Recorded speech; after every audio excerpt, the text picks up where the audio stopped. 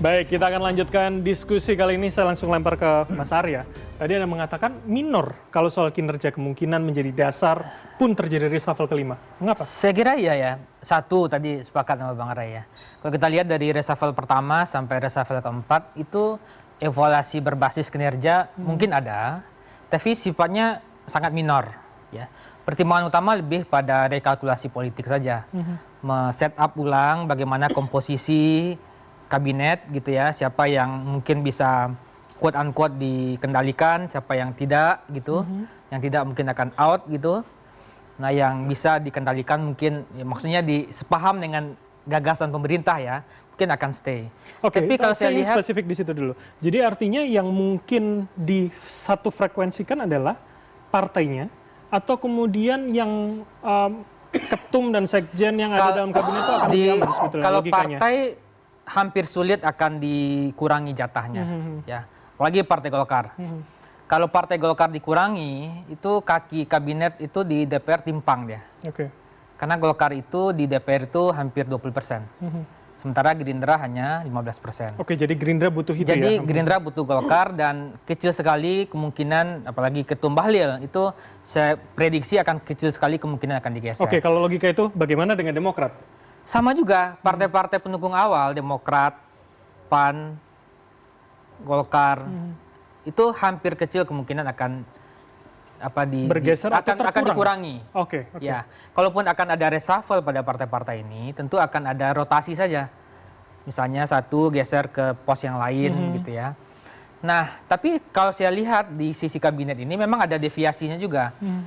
Ada partai-partai yang posisinya di DPR itu kecil, tapi di kabinet agak besar. Over dia.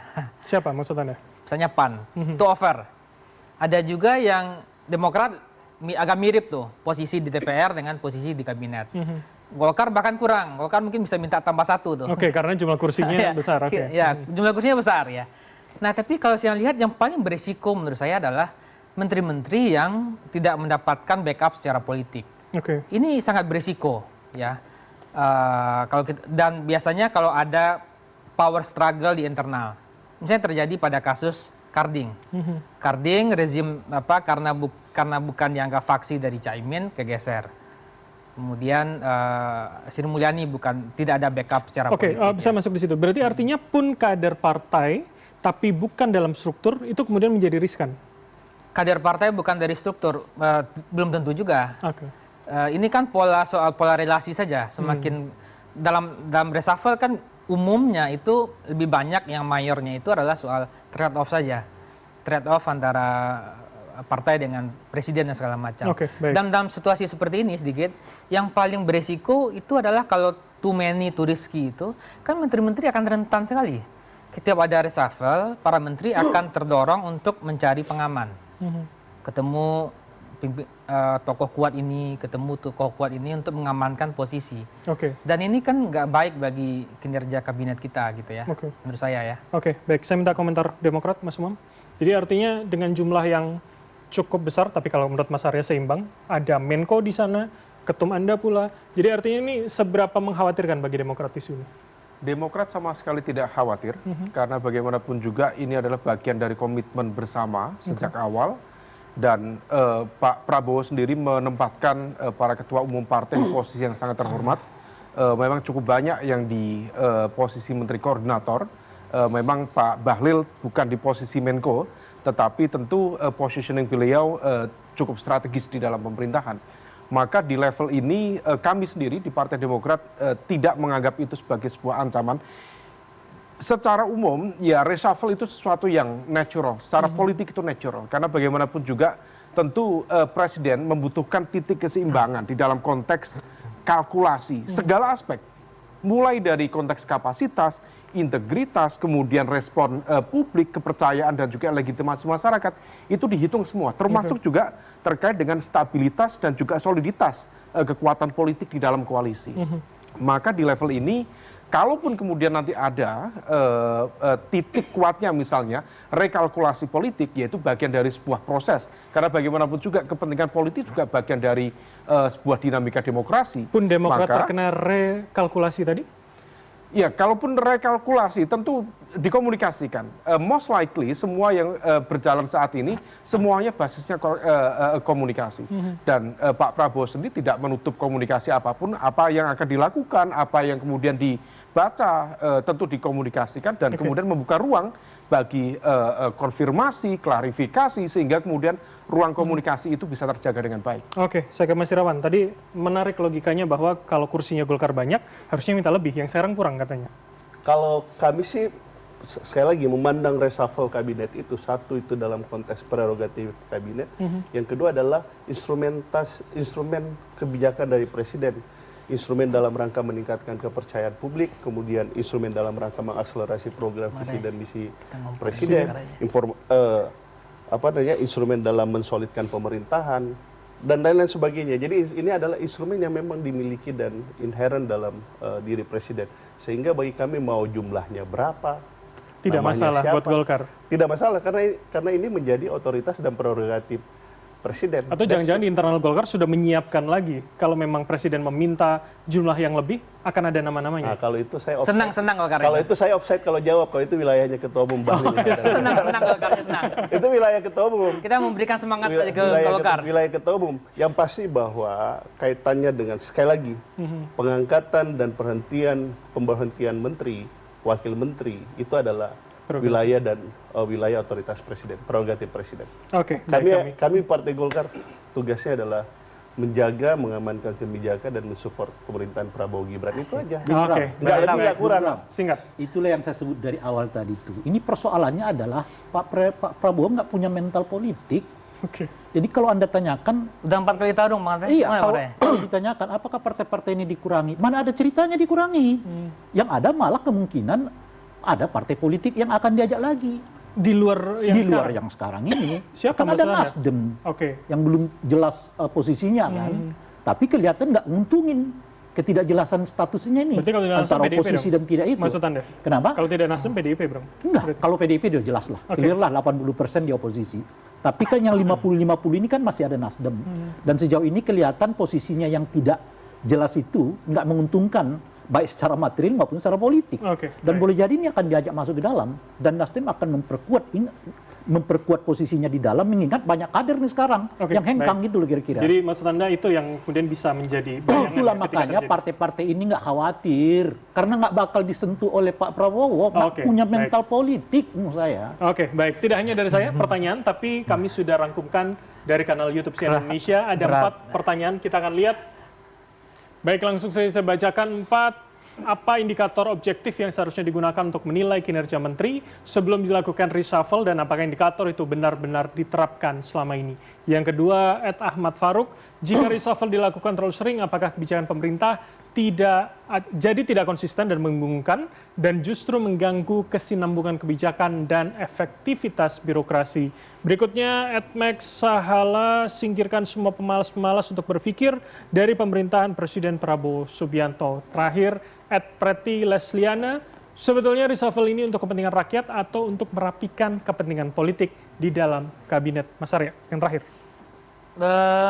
Saya melihat yang pertanyaan yang terakhir ini agak sepakat ya.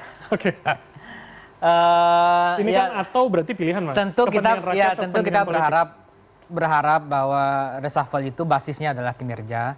Dan memang kita harus dorong kabinet pemerintahan Pak Prabowo, terutama presiden ya. Presiden untuk melakukan reshuffle basisnya satu kinerja, kompetensi, keahlian ya. Itu jadi hal yang mendasar untuk melakukan reshuffle. Dulu di masa pemerintahan Pak SBY itu ada namanya UKP 4 ya. Yang salah satu job desk-nya itu adalah melakukan review dan evaluasi terhadap kinerja para menteri. Posisinya sangat powerful untuk memberikan penilaian terhadap asesmen terhadap para menteri-menteri itu. Saya tidak tahu sekarang, mungkin Pak Umam bisa cerita kira-kira lembaga apa yang punya otoritas untuk melakukan evaluasi itu. Dan yang kedua, apa dasar evaluasi itu yang dilakukan gitu ya. Dan selama ini kita melihat bahwa hampir sekali rapat-rapat kabinet yang dilakukan, terutama setiap hari Minggu, kalau kita lihat pemberitaannya atau hari Sabtu, itu kan kita bisa lihat, kita bisa hitung ya.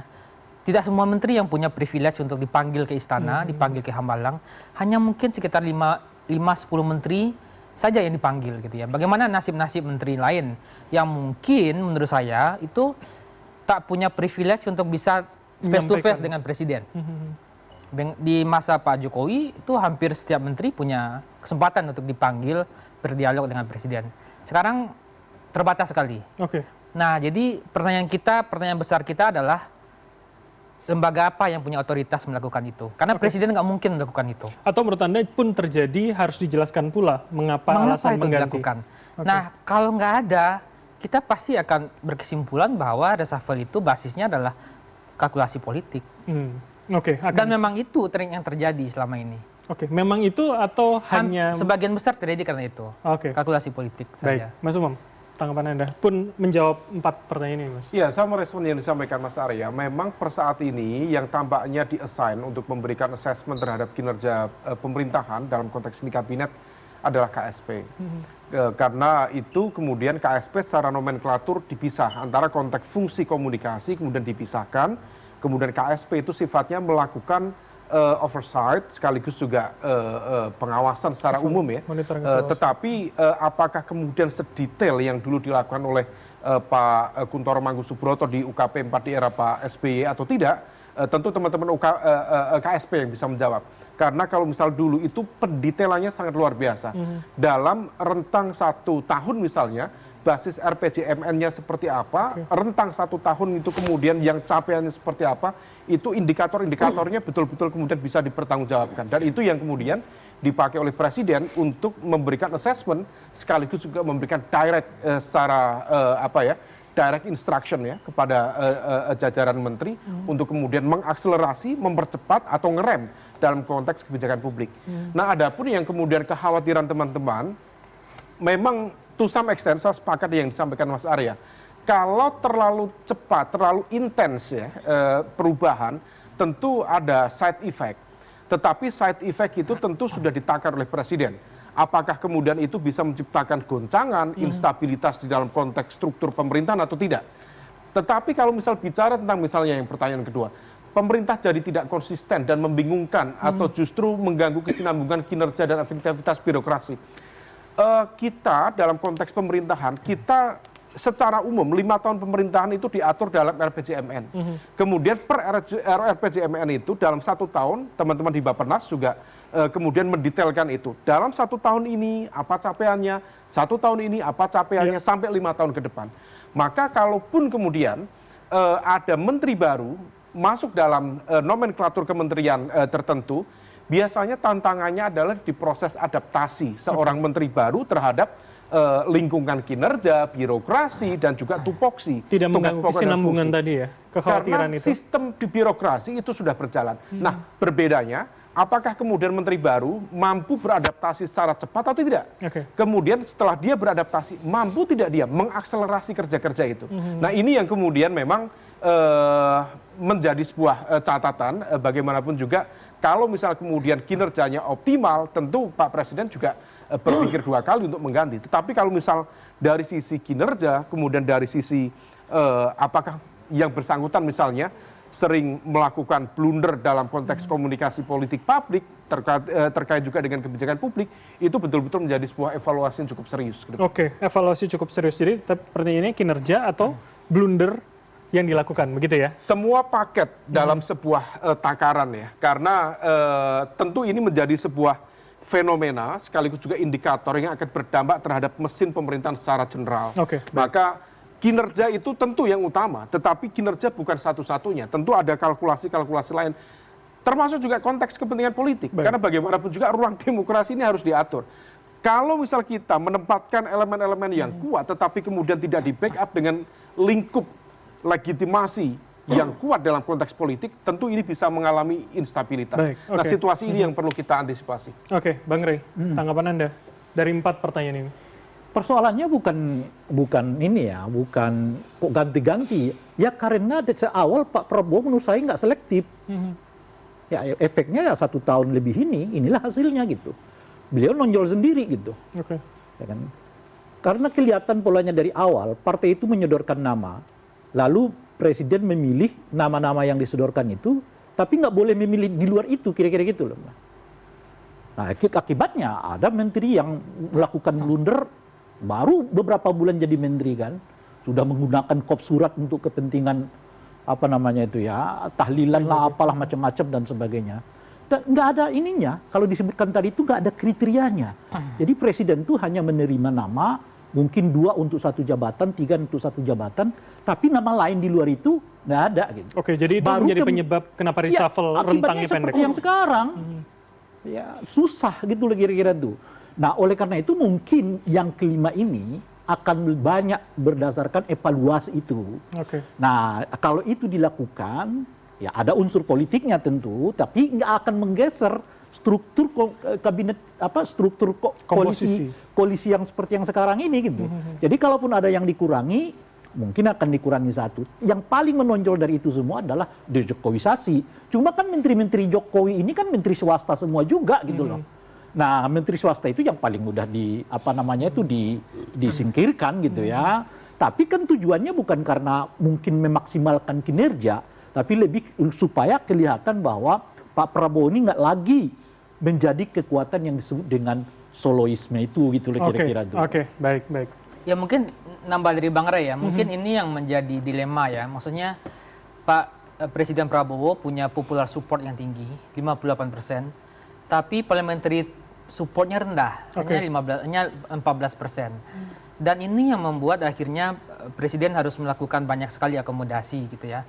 Dengan aliansi dengan Pak Jokowi, dengan banyak partai non parlemen. Tadi Bang Ray cerita saya setuju itu, Bung Nah, Arya, makanya mungkin ke depan saya kira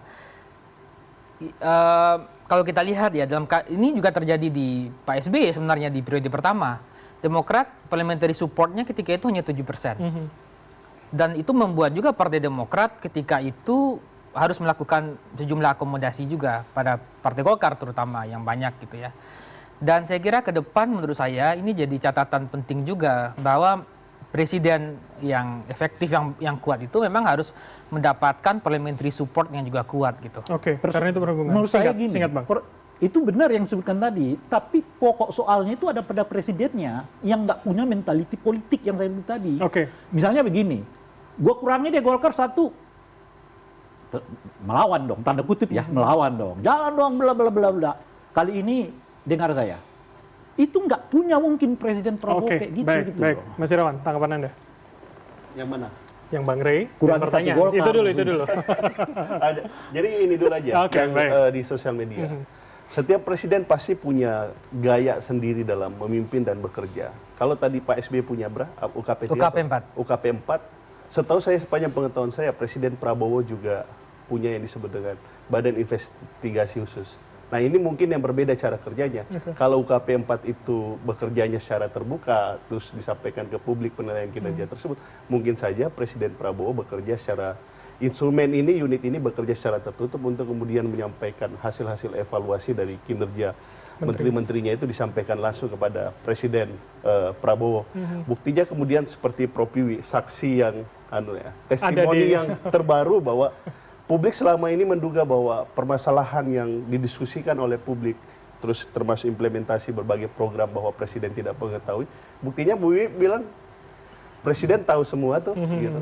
Nah artinya bahwa Presiden punya mata dan telinga yang banyak dalam menangkap kerisauan publik, aspirasi publik, dan seterusnya. Kemudian, apakah kemudian ini untuk kepentingan rakyat? Tentu yang kita lakukan semuanya baik oleh Presiden, DPR, tidak lain dan tidak bukan untuk rakyat. Oke. Mau untuk siapa lagi kalau bukan untuk rakyat? Jadi kalau kepentingan politik di dalam kabinet, ada kekhawatiran ini? Kepentingan politik itu selalu ada. Kepentingan politik itu kan tentu kan definisi orang kan berbeda-beda. Kepentingan kami misalnya bersama Presiden adalah kepentingan politik kami adalah terkait dengan stabilitas pemerintahan, program visi misi, terus kemudian program-program yang dijanjikan saat pemilu itu yang harus kita realisasikan dan sebagaimana telah dijanjikan kepada kepada rakyat itu yang kita support Presiden Prabowo bersama Pak Gibran. Baik, kita akan lanjutkan usai jeda. Tetaplah bersama kami di Prime Plus.